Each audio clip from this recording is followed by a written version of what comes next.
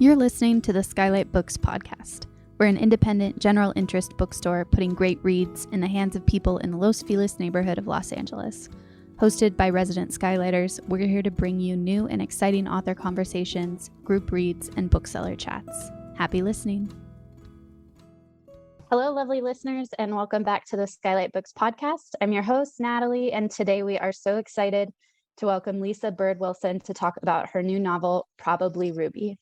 Lisa Bird Wilson is a Cree Métis writer and poet and the CEO of the Gabriel Dumont Institute of Native Studies, an organization committed to the renewal and development of Métis culture and education.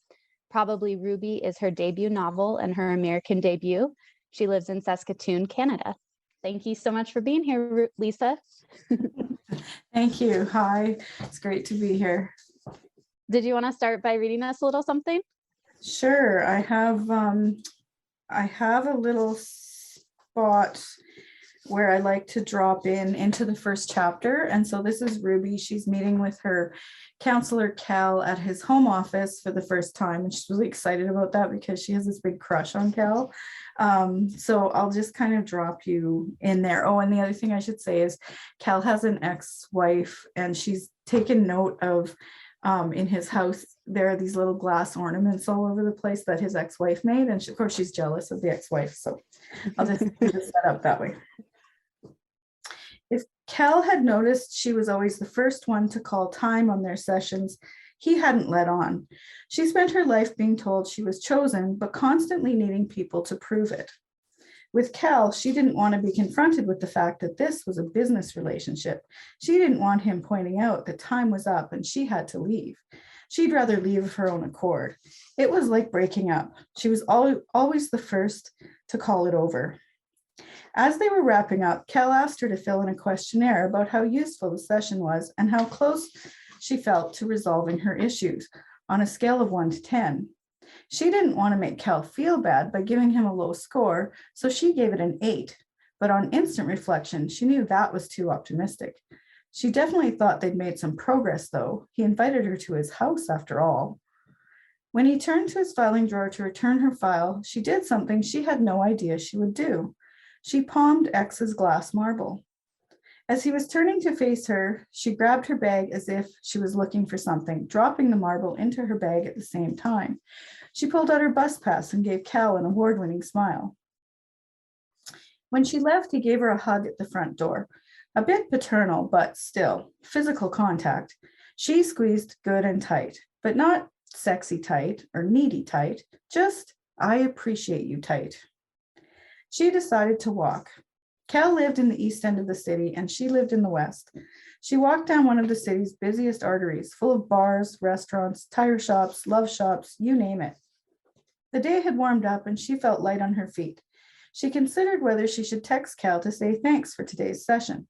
She thought she probably would. She was feeling so good, she decided to stop at a familiar pub. It was only 4 p.m. and the place was nearly deserted. She took a seat at the bar.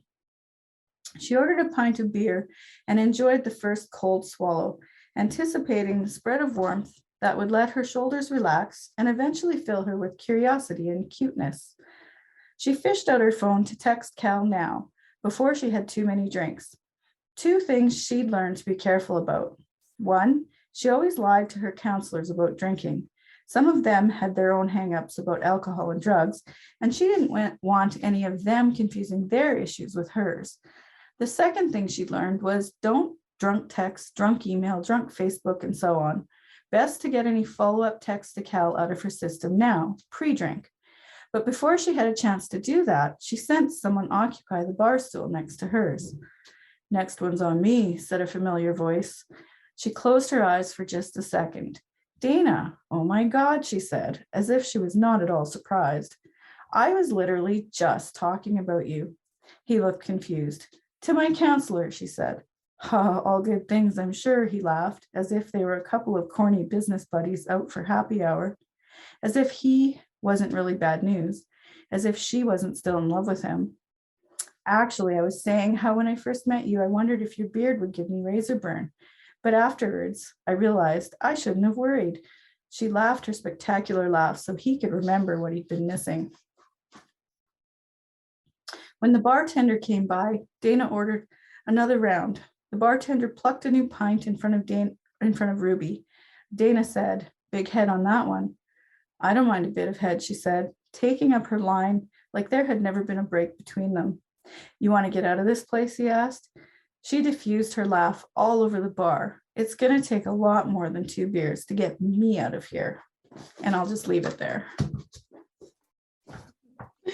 Thank you so much for dropping us into that world. And starting with Ruby and Cal is kind of where I wanted to, well, I have to ask you, like, what is your relationship or experience to the world of counseling and therapy? Because there were some parts of this with like Ruby's conversations with Cal and just the sort of the ideas and things that are running through her head where they're so specific to the process of interrogating yourself in a certain way, and like interrogating your experiences and the way that you have been moving through the world based on the things that have happened to you.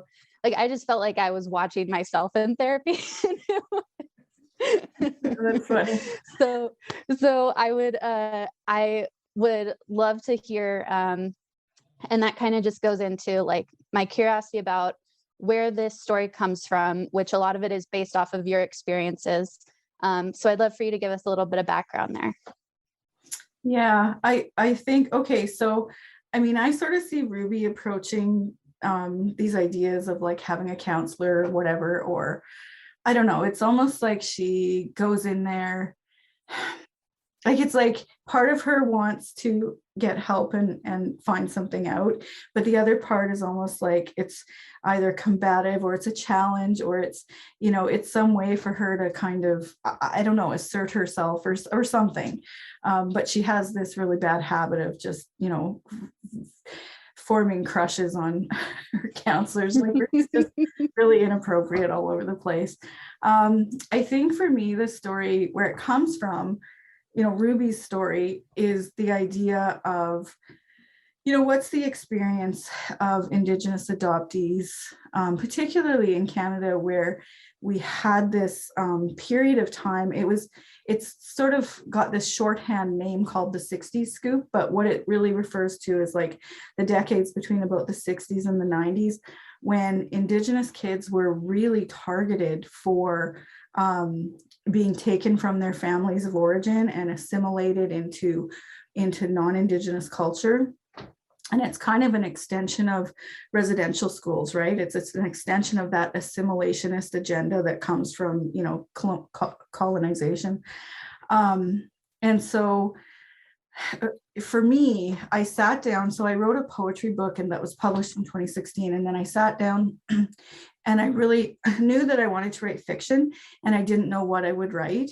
And I felt really stuck. Like I said to my partner, I'm not even sure I have any more fiction left. I don't know what to do. And so I just started doing that cliched advice about write what you know. So I started to write about being Indigenous, being adopted, and thinking, really trying to be curious about that experience, not only from my own perspective, but from other people's perspectives and stories and ideas and snippets of how they were framing that experience, which was sometimes different than my own, and then exploring that, right? So I really got into, you know, I thought I was writing a short story collection. And then when I read it as a collection, as a group later, I realized that this character, the female characters across all of those stories sounded like the same person. And so then I realized that it was Ruby. I realized that was what I was writing. And then I still had to figure out who Ruby was, right? Like as a character. And that took quite a while for me to really search and sort of figure out who she was. And it was when I found Ruby's laugh, that great big laugh, was when Ruby developed for me. Like Ruby I just figured out who Ruby was. And it just really moved forward like a freight train after that. So yeah, it's kind of the story of where Ruby came from. Well, and then you mentioned, you know, that it kind of started as a short story collection, which is a lot of what the structure of the novel feels like. But it showcases the importance of sort of knowing the history of where you came from, and which sometimes people can expand on that when they're focusing on a character, but when you make those stories or you showcase them from everyone's individual perspectives, you get a much like more well-rounded idea of who Ruby is too, by not just letting her tell you who these people in her family were and who came before her, but you telling us like from these people's individual perspectives from the times in which they were living. There's a really big ancestral thread that carries through this novel. And I'd love for you to talk about like that choice, and specifically to have each of these characters kind of stand on their own outside of their relationship to Ruby. Yeah, that was really important to me, to have this multi-layered kind of a story where you have all of these other stories and perspectives from Ruby's history, from her relationships in the world, from all kinds of different places, where you get to sort of experience those stories and realize how they connect to Ruby's story and really how they are part of Ruby's history or part of Ruby's foundation. And by the time you sort of layer all of these pieces together along with Ruby's story, what you get is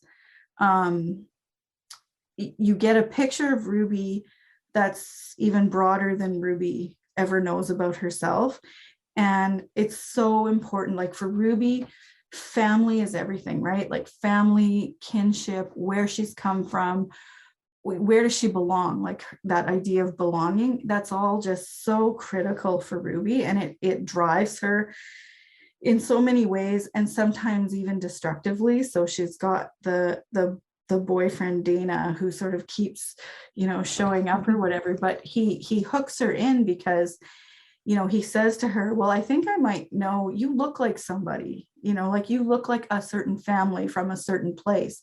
And for Ruby, who's never heard that in her whole life, like she's grown up isolated and in a white family that she, doesn't look like anybody.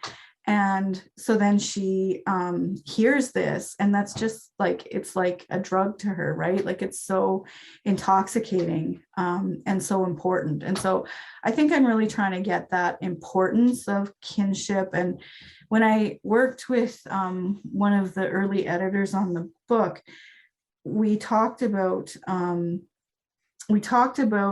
there's a drawing that does show up in the front of the book, that's Ruby's relationship web. And we talked about that. And we talked about, there's a Cree concept called Wakotowin, and that's embodies that idea of relationships and relationality and kinship, and how we are all related and in relationship. And so it became really important to me to have that relationship web in there, to have all of those different pieces and aspects of Ruby's story. And just also, I think the structure of the book with all of the different pieces that you have to kind of put together yourself as a reader, that's almost like Ruby building her own narrative, right? Because she hasn't known her story and she hasn't had her story, and she has to build it. And she kind of almost has to keep rebuilding it because she thinks she's got it. She thinks she understands, where she's come from, what her history is. And then someone will drop some other, information on her. And she's just like, she doesn't even know what to do. She just laughs because it's like she's got to go back and re-layer that narrative to make it make sense again for her. So yeah, I think that's the long answer to your question. Well, I mean, ancestry is long. It is. I love what you said about rebuilding it, because sometimes you get a new piece of information and it drastically like shakes the foundation of what you thought you knew. But even more so when you like maybe like Ruby don't really feel like you even have a foundation to begin with. So what does that then do to like your whole entire concept of self? And on that idea of not really having a lot of information to start with, There's some beautiful parts of like trying to understand grief in this book, especially around the idea of not knowing what you're even grieving, or not really being able to articulate it or understand it, and then not knowing how to grieve for that either like absence of an idea or that thing that you don't even know. And Ruby, while she's trying to, like I said, interrogate herself, like she wants to grieve, like she feels like grieving would be something that is helpful for her, but she doesn't know what to grieve or how to grieve. And that's something that I think is special about having this story be told from like an adult Ruby's perspective, as someone who like has gone through the process of being adopted and like all of the experiences that she's gone through, and then seeing like the aftermath of it and like what sits with someone who's been through a certain experience and how they have to try and deal with it in the everyday, in these like what seem like normal social interactions and ways that you engage with people, the way that something like that grief, how it sits with you. So I'd love to just hear a little bit about your thoughts on grief or your ideas about grief, and like how it feels to sit with it, especially in like a collective time of grief too, on top of everyone's individual dealings with grief that a lot of people are never aware of. Like someone who met Ruby might not know that she was sitting with so much grief off the bat. Mm-hmm. Yeah, I think Ruby's story, there's a lot of loss there and there's a lot of vulnerability, but and it keeps popping up in different ways for Ruby.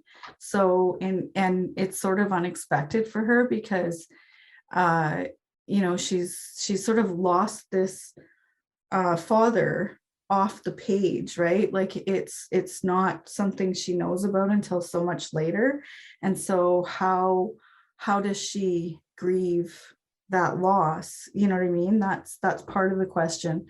And then she realizes, later on that she's had other losses in her younger life, like when she's a teenager, that she didn't allow herself to grieve. And then she's surprised that this first kind of death grief experience crops up again so much later in her life when her mother dies. And so there's a lot of different parts there, but I like the way you put it also about her grieving what she didn't have, right? Like she's lost her she's not lost, she's had it stripped away from her, right? Her culture, mm-hmm. her history, her family, her understanding, that. And it's a lot different. It's a different experience when it's not like it's not lost, it was taken from you, mm-hmm. by someone. Like there is an actual person to blame, or a group to blame for that kind of loss, which adds another layer to it as well. Yeah, and I think she feels that acutely. And I sort of, there's parts in the book where you see that colonial history that touches all Indigenous people's lives, right? You see her grandmother and her grandfather in residential school, and then she herself is part of this 60 scoop adoption type process that's very colonial, and assimilationist in its intent. And so you see all of those impacts that are sort of part of Ruby's history and background. And yet I really didn't want to be like focused on trauma, right? Like there's so much Indigenous literature where you just don't want to be, it's so heavy. And so I wanted Ruby to be this spirited character that had, this real life to her. And that even though she's got that background and that history that informs, all Indigenous people's history, I didn't want to dwell there. I wanted Ruby to just be this, like Ruby's not a victim, right? Ruby's a survivor. Ruby is not just about trauma. Ruby is very much about, you know, making her own way, her own mark, her own destiny, whatever that is, creating her own story, right? So I think that, you know, part of one thing that we talk about in sort of Indigenous thought or whatever is the idea of blood memory. And so when I think about blood memory, I'm not really thinking about all of that trauma and all of that, you know, colonial violence that sort of trails along behind us as Indigenous people.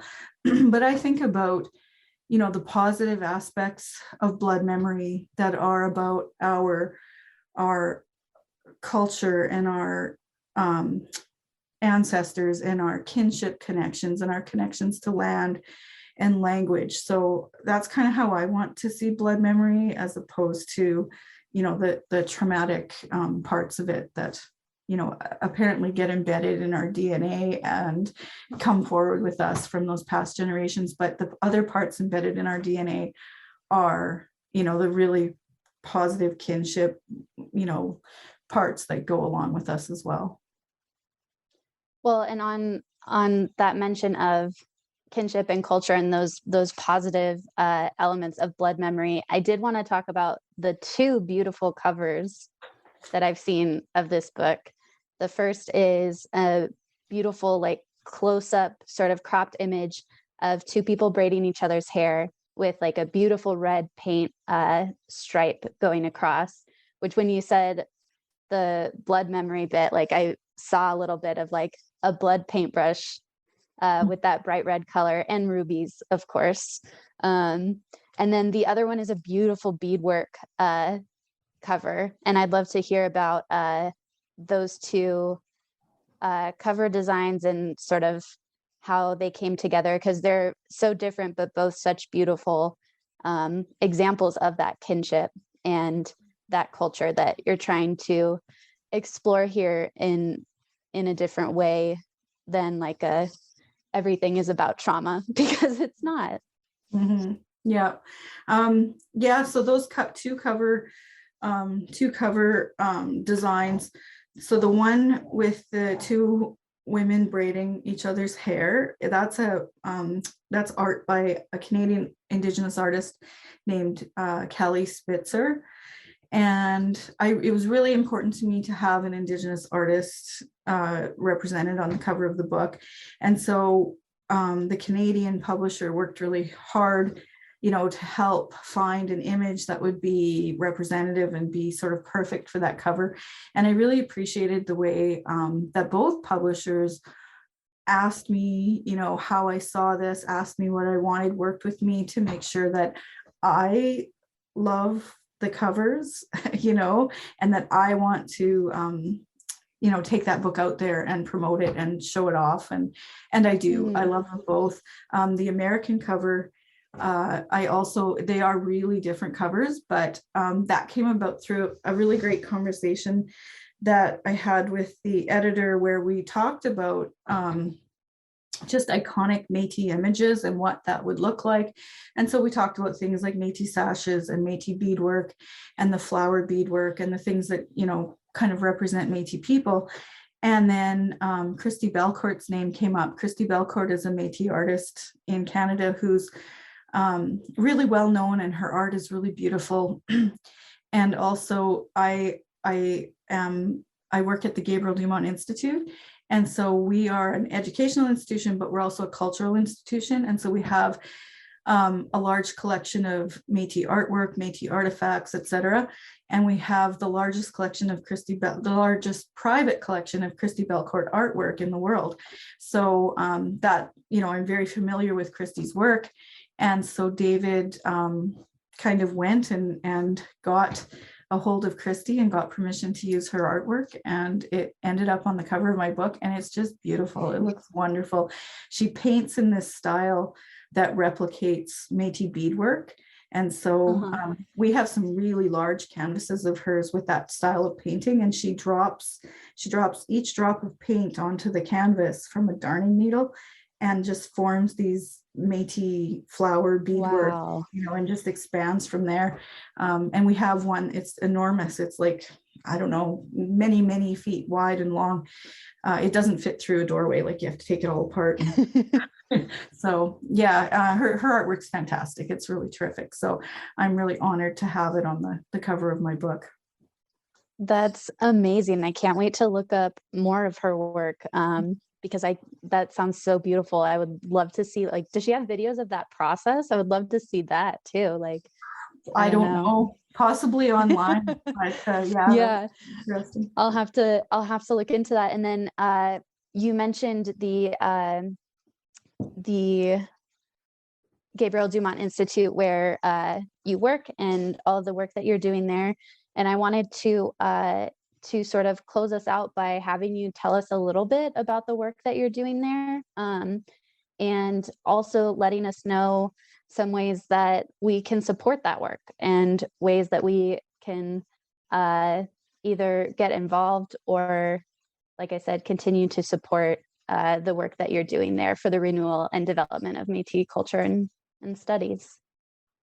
One thing I will say about having my book published in the US is I'm really excited to bring that concept of who Métis people are, sort of south of the border, because it's really a mostly Canadian concept. But it's, it doesn't stop at the border. There are Métis people who did sort of disperse into Montana and the Dakotas. But Métis people come from, originate in the Red River area, which today is Winnipeg, Manitoba, and then have dispersed, all over the place, mostly across the prairies, and down into the northern United States. And so the work of Gabriel Dumont Institute, the Institute formed in 1980 and is really focused on Métis culture and heritage, and also Métis post-secondary education. So taking those two components and combining them together.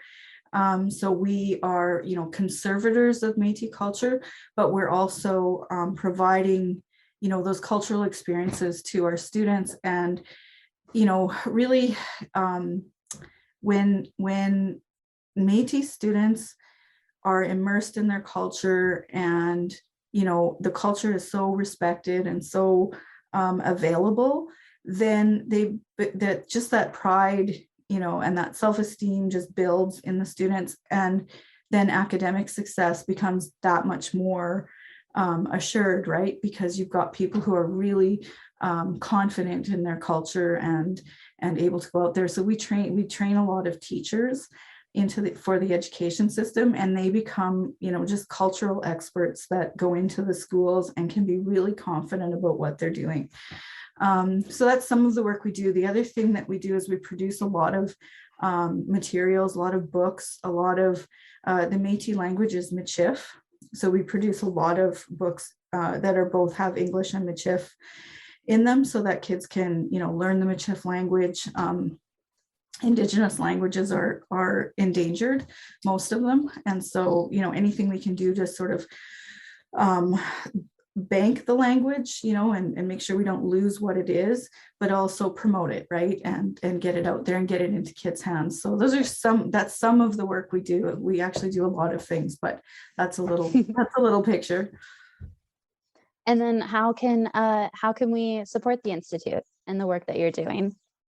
Well, I think, understanding who Métis people are, and what our history is, and that Métis doesn't just mean mixed, right? Because there's a thought that Métis people are just a little bit European and a little bit Indigenous, and that's not really the right definition. So I think just becoming a little bit educated, becoming interested in, what's going on in the Métis world. Look us up online, look up our resources. Teachers across Canada use the Métis resources from GDI in their classrooms, and GDI is the world leader in producing Michif resources. So just things like that I think are helpful. Everybody just needs to educate themselves. the world would be the world would be such a better place if people would just educate themselves.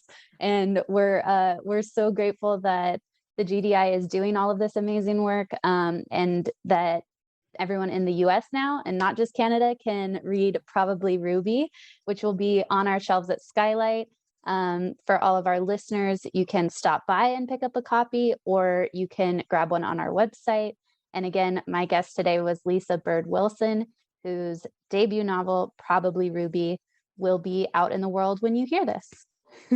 Thanks again so much for listening and for joining us today, Lisa. Thank you so much. This was wonderful. Thank you for listening to the SKYLIT Books podcast series. Please don't forget to visit our website at skylitbooks.com and make sure to follow us on Twitter and Instagram. Also, don't forget to subscribe to this podcast for more author talks and bookseller conversations. You can find us on Podbean, iTunes, and Spotify. Stay safe and healthy, and we hope to see you back in our store soon.